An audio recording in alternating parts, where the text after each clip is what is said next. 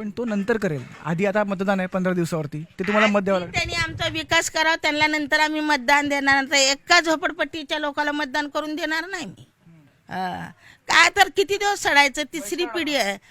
नाही आले तर हा हा म्हणणार आणि मतच करायला देणार नाही. बहिष्कार बी टाकणार नाही, कुणाला बोलणार बी नाही, मतच करून देणार नाही. तर माझ्याजवळ 50 मतदान आहे, ती एक बी करून देणार नाही एकाला बी. काय करायचं, किती दिवस सडायचं. सासरा गेला, दीर गेला, आता माझा नंबर आला तरी पण होईना. 30 आणि 5 वर्षांनी सडून आले. मग- आजारी पाजारी आम्हाला बिल्डिंग मध्ये घेत नाही, बोला. काय नाही. आमचे हालचे 2 हाल झाले. आम्ही 35 वर्षांनी सडून आले. कोणी आम्हाला बघायला येत नाही. फक्त इलेक्शन येते ना तर आश्वासन द्यायला येते, तुम्हाला हे करून देऊ, तुम्हाला ते करून देऊ. जितणार ना तर कोणी उभं बी नाही राहणार गल्लीमध्ये येऊन. अरे बाबा जाऊ दे ना, डोका पिटलेला आहे.